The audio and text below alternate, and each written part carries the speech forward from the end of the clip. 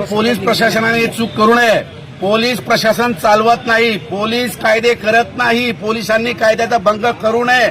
जरी नरेंद्र मोदींनी किंवा राष्ट्रपतींनी किंवा मंत्रीने आदेश दिला त्याला उचला आणि ठोका, पोलिसांनी नकार दिला पाहिजे। Because police is for the protection and the defension of the public, police not for the harassment and to crush the public. You should not break up the right of my youth of India. म्हणून मी पोलिसांना म्हणतो ही चुकीची कामं करू नका आणि तुम्ही त्यांना सांगा, हे नरेंद्र मोदी, हे अमित शाह, हे धर्मेंद्र प्रधान, हे तुझी जबाबदारी आहे त्या तरुणांशी बोलण्याची, चर्चा करण्याची आणि निर्णय घेण्याची। आणि हे पोलिसांना तुम्ही काय चोराला ठोकतायत, मिलिटरीवाल्यांना तुम्ही काय चीन पाकिस्तानच्या सैनिकांना ठोकतायत। अरे हे माझ्या देशाचे तरुण आहेत आणि यांना तुम्ही काठी मारतायत। तुम्हाला विचार केला पाहिजे, अरे तुम्ही सुद्धा आमचे नाते गोत्याचे आहेत, तुम्ही आमच्या अवलादीचे आहात आणि तुम्ही जर असं त्या देवेंद्र फडणवीस, धर्मेंद्र प्रधान, अमित शाह, नरेंद्र मोदी यांचं ऐकून जर समजा तरुणांना काठीने मारत असाल, बळजबरीने पांगवत असाल, ते पोलिसांनो ऍब्सोल्युटली रॉंग, चुकीचं आहे। असं करू नका। त्याचं कारण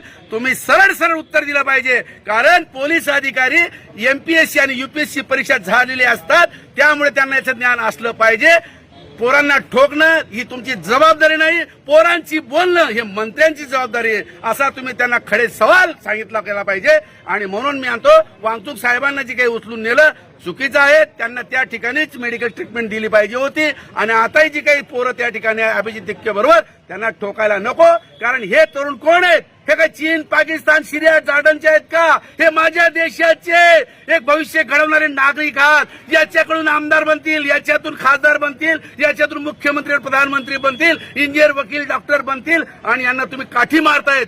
चुकीचं करीत आहात, असं करू नका। लोक जमलेत तर जमू द्या, त्यांचे विचार आहेत, त्यांनी चर्चा केली पाहिजे, प्रश्न सोडवला पाहिजे, कारण या प्रश्नाचं उत्तर नरेंद्र मोदीच्या बगलेत आहे। दिल्लीमध्ये गेल्या महिनाभरापासून पेपर फुटी संदर्भात अभिजित दिपके असतील किंवा सोनम वांगचुक असतील हे आंदोलन करत आहेत, पण सरकारला या गोष्टीचं गांभीर्य नाहीये। जे सरकार रात्रंदिवस आमदार खासदार फोडण्यातच त्यांच्यामध्ये त्यांना आनंद मिळतो आणि आमदार खासदार फोडल्यानंतर जो आनंद मिळतो त्यांना तर असं वाटतं पेपर फुटला तो त्यांच्याकरता आनंदाचा भाव आहे की लोकांनी चांगलं शिक्षण घेऊ नये आणि आमचे गुलाम म्हणून राहावं, म्हणून सरकार याकडे लक्ष देत नाही असा आमचा गंभीर आरोप आहे। जळगाव शहरातील जागरूक नागरिक आणि सर्व पक्षाचे प्रमुख माणसं, सगळी व्यक्ती, सगळे सहकारी, सगळ्या सामाजिक संस्था, शिक्षण क्षेत्रातील तज्ज्ञ हे सगळे लोक आज होते। सन्माननीय जिल्हाधिकारी महोदयांना या बाबतीत निवेदन दिलेलं आहे आणि विद्यार्थ्यांना न्याय मिळावा, शिक्षण पद्धती सुधारित व्हावी आणि परीक्षा या पेपर फुटी होऊ नये याच्याकरता म्हणून आजचे जळगावकर नागरिक म्हणून इथे जमलेले होते। यापुढेही जमत राहू आणि विद्यार्थ्यांच्या विषयावर कायम वाचा फोडली जाईल हे सरकारने ऐकून घ्यावं। आमदार खासदार फोडण्या इतकं साधं पेपर फुटी नाहीये, हा प्रश्न अतिशय गंभीर आहे, सरकारने गांभीर्याने घ्यावा।